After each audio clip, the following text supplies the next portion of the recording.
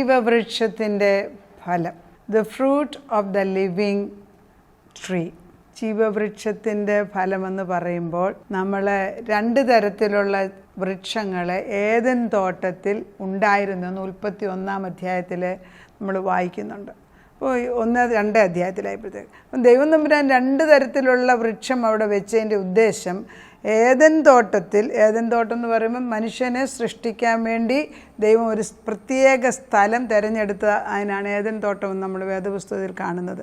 അവിടെയാണ് ദൈവം പൊടിയിൽ നിന്ന് മനുഷ്യനെ സൃഷ്ടിച്ചു, ആദത്തിനെ ഉണ്ടാക്കി, ആദത്തിൻ്റെ വാരിയലിൽ നിന്ന് ഹവ്വായെ സൃഷ്ടിക്കുകയാണ് ചെയ്തത്. ദൈവം നമ്മളോട് പറയുന്നത് നമുക്ക് ജീവവൃക്ഷത്തിൻ്റെ ഫലം കഴിക്കാൻ എന്ന് വേണമെങ്കിലും എപ്പം വേണേലും കഴിക്കാൻ അവകാശം ഉണ്ടായിരുന്നു. 2 തരത്തിലുള്ള വൃക്ഷം. ഒന്ന് ജീവൻ്റെ വൃക്ഷം, അത് ക്രിസ്തു തന്നെയാണ്. ജീവൻ ക്രിസ്തുവിലാണ്, മരണമില്ലാത്തൊരു ജീവനാണ് യേശു ക്രിസ്തുവിൽ നിൽക്കുന്നത്.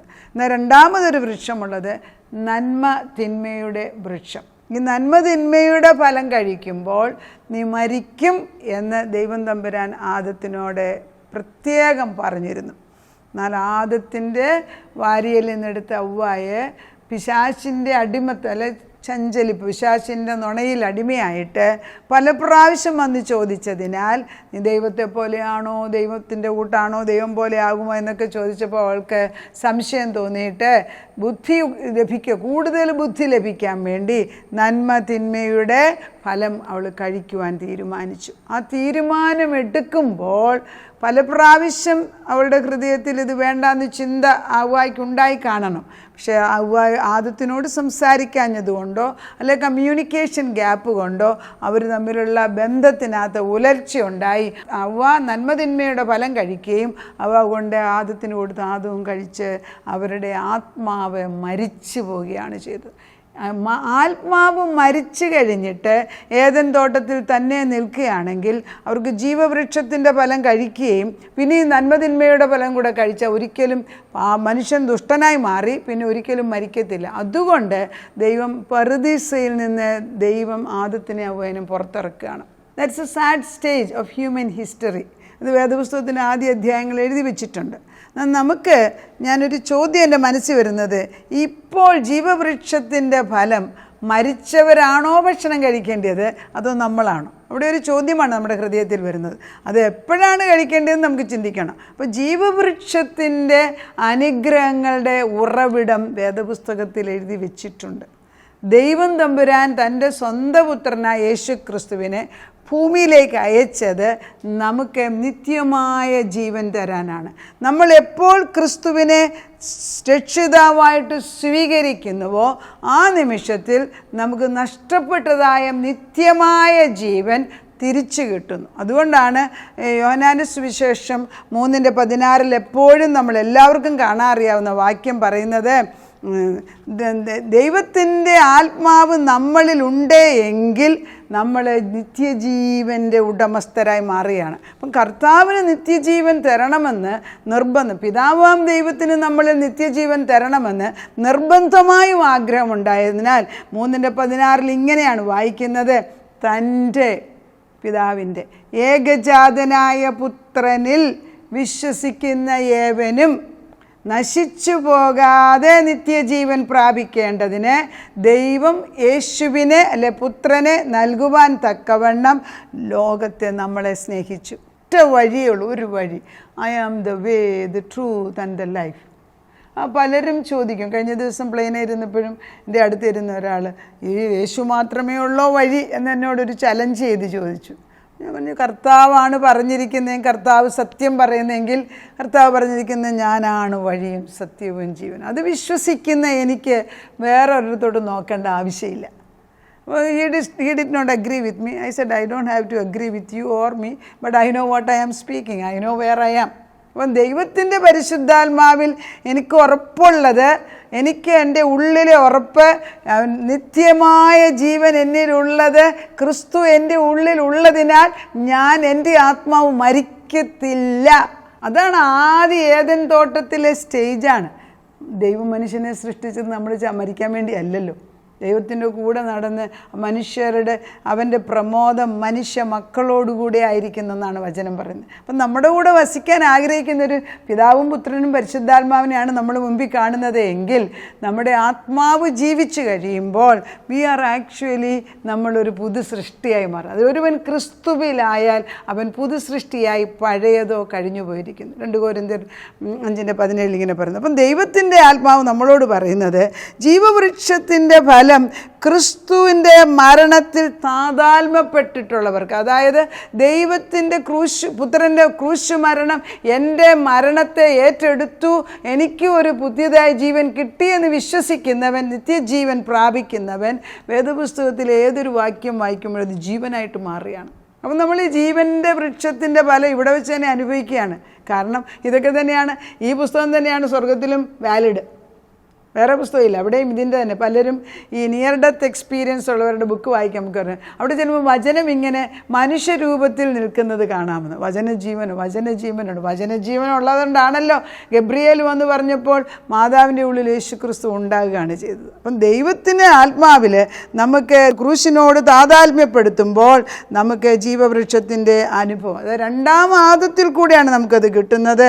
നമ്മൾ ദിനം പ്രതി അവൻ്റെ രക്തത്താൽ കഴുകപ്പെട്ടവരായി മാറുമ്പോൾ. ഇപ്പോൾ എഫെസ്യർക്ക് എഴുതിയ ലേഖനം ഈ 4-ാം അധ്യായത്തിലൊക്കെ ഓരോ വാക്യങ്ങളിലും ഓരോ വലിയ വലിയ സത്യങ്ങൾ കിടക്കുന്നത്. എഫെസ്യർക്ക് എഴുതിയ ലേഖനം 4-ാം അധ്യായത്തിൽ പൗലോസ് ഇങ്ങനെ പറയുന്നു, നിങ്ങളെ വിളിച്ചപ്പോൾ ഏക പ്രത്യാശയ്ക്കായി നിങ്ങളെ വിളിച്ചതുപോലെ ശരീരമൊന്ന്, ആത്മാവൊന്ന്, കർത്താവ് ഒരുവൻ, വിശ്വാസമൊന്ന്, സ്നാനമൊന്ന്, എല്ലാവർക്കും മീതെയുള്ളവനും എല്ലാവരിലും കൂടി വ്യാപരിക്കുന്നവനും എല്ലാവരിലും ഇരിക്കുന്നവനും എല്ലാവർക്കും ദൈവവും പിതാവുമായവൻ ഒരുവൻ. പിതാവാം ദൈവം നമുക്ക് ഒറ്റയാളായിട്ട് നമ്മുടെ മുമ്പിൽ നിൽക്കുമ്പം നമ്മുടെ ശരീരമൊന്ന്, നമ്മുടെ ജീവനൊന്ന്, ആത്മാവൊന്ന്, എന്ത് ക്ലിയറായിട്ടല്ലേ എഴുതിയിരിക്കുന്നത്. നമുക്ക് ദൈവം പറയുന്നത് ശരീരമൊന്ന്, ആത്മാവൊന്ന്, കർത്താവൊന്ന്, വിശ്വാസമൊന്ന്, സ്നാനമൊന്ന്, എല്ലാവർക്കും മീതെയുള്ളവന് എല്ലാവരിലും കൂടി വ്യാപരിക്കുന്ന എല്ലാവരിലും ഇരിക്കുന്നതിനോ എല്ലാവർക്കും ദൈവവും പിതാവുമായി, എല്ലാവർക്കും ഒരു പിതാവ്. അതാണ് നമ്മുടെ family. The Bible is A book of the family. ദൈവവും മക്കളും ഒന്നിച്ചൊരു കുടുംബം. അത് കാണാൻ നമുക്ക് ഒരു കണ്ണ് തുറന്നാൽ നമ്മൾ ആ ദൈവത്തിൻ്റെ അങ്ങനെയാകുമ്പോഴാണ് ഈ വേദപുസ്തകത്തിൻ്റെ ഓരോ താളുകളും മറിക്കുമ്പം ഈ വചനം, ഈ ലോഗോസായിട്ടുള്ള ഈ വചനങ്ങൾ റേമ വേർഡായിട്ട് പൊങ്ങി വരും. അതായത് ജീവനുള്ള വചനമായിട്ട്. ഇതിങ്ങനെ പുസ്തകത്തിൽ ഇങ്ങനെ വചനങ്ങൾ എഴുതി വെച്ചിട്ടുണ്ട്. പക്ഷേ അത് നമ്മൾ പല പ്രാവശ്യം വായിച്ചാലും നമുക്ക് തുടരണമെന്നില്ല. ചില സന്ദർഭങ്ങളിൽ ചില വചനങ്ങൾ ഇങ്ങനെ റീമ വേർഡായിട്ട്, അതായത് ജീവനുള്ള വചനമായിട്ട് പൊങ്ങി വരും. അതാണ് നമുക്ക് അന്നത്തേക്കുള്ള ജീവൻ്റെ വൃക്ഷത്തിൻ്റെ ഫലം. അപ്പോൾ നമ്മൾ ഭക്ഷണം കഴിക്കുന്നു, ജീവവൃക്ഷത്തിൻ്റെ ഫലം ഇവിടെ വെച്ച് കഴിക്കുന്നുണ്ട്. ആ ഒരു ഉറപ്പ് ആത്മാവുള്ളവർക്കറിയാനൊക്കെ, നിത്യമായ ജീവൻ്റെ ഉറവുള്ളവർക്ക് ആ ഉറവിലിരിക്കുന്ന അവിടെ ഒരു കർത്താവ് പിന്നെയും പറയുന്നുണ്ട്, എല്ലാവരും ഈ ഒരേ പിതാവിന്, എന്നാൽ നമ്മിൽ ഓരോരുത്തന് ക്രിസ്തുവിൻ്റെ ദാനത്തിൻ്റെ അളവിനൊത്തോണം കൃപ ലഭിച്ചിരിക്കുന്നു. എന്നാൽ കൃപാവരങ്ങൾ വ്യത്യാസമാണ്. നമുക്ക് പല വരങ്ങളുണ്ട്, പക്ഷെ നമ്മളെല്ലാവരും ഒരാളിലാണ്. പിതാവാം ദൈവം, പുത്രനാം ദൈവം, പരിശുദ്ധാത്മാൻ. അങ്ങനെയുള്ളവർ ജീവവൃക്ഷത്തിൻ്റെ ഫലം കഴിക്കാതെ ജീവിക്കാനൊക്കത്തില്ല. നമുക്ക് അതുകൊണ്ടാണ് ഈ നമ്മൾ ആത്മാവിലായി കഴിയുമ്പോൾ ജഡീക മനുഷ്യരുമായിട്ട് നമുക്ക് വളരെ പിന്നെ നമുക്ക് ഒരുപാട് ഒരു സിമിലാരിറ്റി ഇല്ല. നമ്മൾ പണ്ട് ടെലിവിഷൻ കണ്ടുകൊണ്ടിരുന്നത് നമ്മൾ ടെലിവിഷൻ കാണുന്നത് നിർത്തും. പിന്നെ വേണ്ടാത്തതായിട്ടുള്ള പാട്ടുകൾക്ക് നമ്മൾ പോകുന്നത് നിർത്തും. ആവശ്യമില്ലാത്ത ബുക്കുകൾ നമ്മൾ വായിക്കത്തില്ല. മ്ലേച്ഛമായ ഇടപാട് ഇതെല്ലാം അങ്ങോട്ട് മാറിയിട്ട് വേറൊരു സ്വഭാവം നമ്മളിൽ വരുന്നതിൻ്റെ റീസൺ എന്താണെന്ന് വെച്ചാൽ നമ്മൾ പിതാവിൻ്റെയും പുത്രൻ്റെയും പരിശുദ്ധാത്മാവിൻ്റെ നിത്യമായ ജീവൻ്റെ ഉറവിടത്തിൽ നമ്മൾ തൊട്ട് കഴിഞ്ഞു.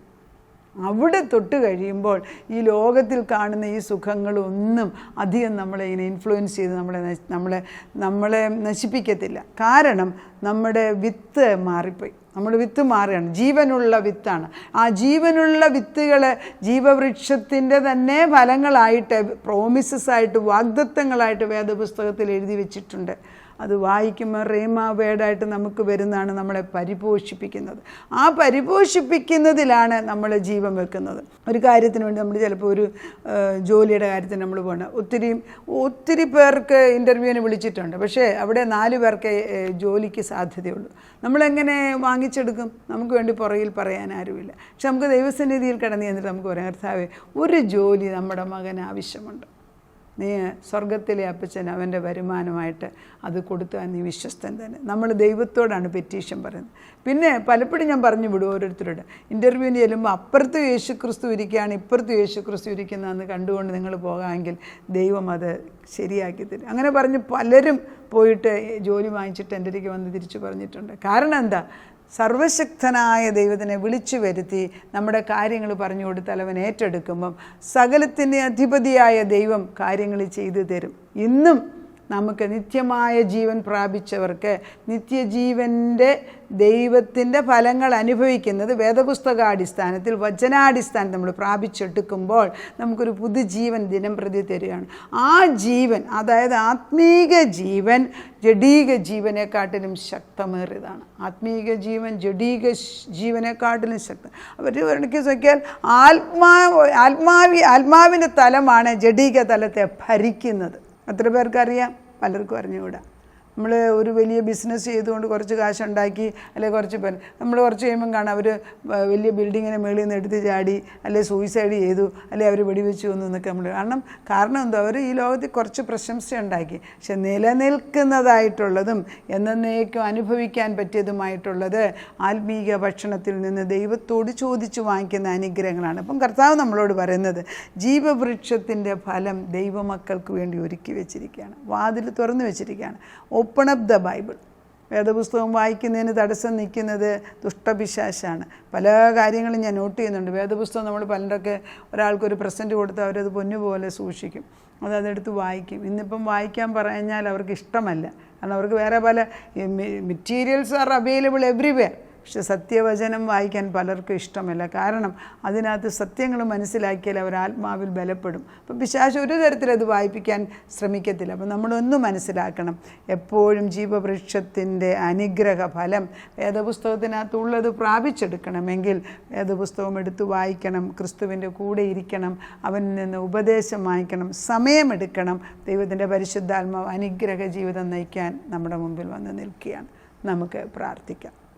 ജീവവൃക്ഷത്തിന് ഫലം ഇന്നും ഭൂമിയിൽ വെച്ച് മരിക്കുന്നതിന് മുൻപ് കർത്താവിൻ്റെ അനുഗ്രഹങ്ങളും കർത്താവിൻ്റെ നിത്യമായ അനുഭവങ്ങളും ഈ ഭൂമിയിൽ വെച്ച് തന്നെ ജഡീക ശക്തിയെ മാറ്റി നിർത്തിക്കൊണ്ട് പ്രാപിച്ചെടുക്കാൻ സത്യവചനം ഞങ്ങളെ പഠിപ്പിക്കുമ്പോൾ അത് ജീവൻ്റെ വൃക്ഷത്തിൻ്റെ ഫലമാണെന്ന് മനസ്സിലാക്കിച്ചു തരുന്നതിന് സ്തോത്രം ചെയ്യുന്ന കർത്താവേ, ഞങ്ങളെ ദൈവത്തോടുകൂടി ചേർന്ന് കർത്താവിൻ്റെ ക്രൂശുമരണത്തോട് ചേർന്ന് നിന്ന് കഴിഞ്ഞ് കർത്താവെ അടക്കപ്പെട്ട് ഉയർത്തെഴുന്നേറ്റ് യേശുവിൻ്റെ കൂടെ വലതുഭാഗത്തിരിക്കുവാൻ തക്കവണ്ണം ഞങ്ങളെ ഓരോരുത്തരെയും ക്രിസ്തുവിലാക്കി വെച്ചിരിക്കുന്നതിനാൽ അപ്പച്ചൻ ചെയ്തിരിക്കുന്ന നന്മകൾ അനുഭവിക്കാൻ കൂടി ദൈവത്തിൻ്റെ ഭക്ഷണം ഞങ്ങൾക്ക് അനുഭവിക്കാൻ ഈ ഭൂമിയിൽ വെച്ച് തരുന്ന വലിയ പദവിക്ക് ഞങ്ങൾ നിന്നെ സ്തുതിക്കുന്നു.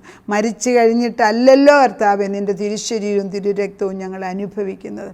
അവിടെ ഞങ്ങൾക്ക് വിശ്വാസത്തിൻ്റെ ആവശ്യമില്ല, നിന്നെ നേരിട്ട് കാണുന്നു. എന്നാൽ ഞങ്ങൾ ഈ ഭൂമിയിൽ ജീവിക്കുമ്പോൾ നിൻ്റെ മുഖത്തേക്ക് നോക്കി നിന്നെ അനുഭവിക്കുവാൻ വേദപുസ്തകത്തിൽ ജീവപുസ്തകത്തിൽ ജീവവചനം ജീവൻ്റെ വൃക്ഷത്തിൻ്റെ അത് എഴുതി വച്ചിരിക്കുന്നത് പ്രാപിച്ചെടുക്കാൻ ഞങ്ങളെ പഠിപ്പിക്കണം. അത് ഞങ്ങളുടെ തലമുറകളെ കാലം തൊട്ട് പഠിപ്പിക്കാൻ ഞങ്ങളെ അനുവദിക്കണേ കർത്താവേ. സങ്കീർത്തനം 23 പറയുന്നത് പോലെ യഹോവ എൻ്റെ ഇടയനാവുന്നു, എനിക്ക് മുട്ടുണ്ടാകുകയില്ല. നന്മയും കരുണയും എൻ്റെ ആയുഷ്കാലമൊക്കെ എന്നെ പിന്തുടരും. അങ്ങനെ യഹോവയുടെ ആലയത്തിൽ ദീർഘകാലം വസിക്കും. നിൻ്റെ ആലയത്തിൽ ദീർഘകാലം വസിക്കുവാൻ തക്കവണ്ണം ഭൂമിയിലിരിക്കുമ്പോൾ ഇടയൻ്റെ ആ കൈക്കീഴിൽ വന്ന് ജീവിപ്പാൻ ഞങ്ങളുടെയും ഞങ്ങളുടെ തലമുറകളെയും കുടുംബമായിട്ട് അനേകരെ നീ ആലയ്ക്കകത്ത് കൊണ്ടുവരണമേ. ഇടയൻ പറയുന്നത് എൻ്റെ ശബ്ദം എൻ്റെ ആടുകൾ കേൾക്കും. നിൻ്റെ ശബ്ദം കേട്ട് അനുസരിക്കുന്നവരായി മാറുവാൻ ഞങ്ങളുടെ തലമുറകളോട് ഇടപെടുന്നതിന് സ്തോത്രം. ഞങ്ങളെ മാടി വിളിച്ച ദൈവസ്നേഹം അവരുടെ മേൽ നിൽക്കുന്നതിനാൽ നന്ദി സ്തോത്രം. തലമുറകളെ അനുഗ്രഹിക്കാമെന്ന് വാഗ്ദത്തം ചെയ്തിരിക്കുന്ന വാഗ്ദത്തം വിശ്വസ്തയോടെ ഏറ്റുപറഞ്ഞ് യെശയ്യാ 59:21 വാക്യം പറഞ്ഞ് നിൻ്റെ ആത്മാവിനെ ഞങ്ങളുടെ തലമുറകളെ അയക്കുന്നതിന് സ്തോത്രം ചെയ്യുന്നു. അതിനത് ചെയ്തിരിക്കുന്നതിനാൽ നന്ദി. അത് പ്രാർത്ഥനയുടെ ഉത്തരം തന്ന ദൈവത്തിന് സ്തോത്രം. യേശു ക്രിസ്തുവിൻ്റെ പൊന്നുനാമത്തിൽ തന്നെ ആമേൻ.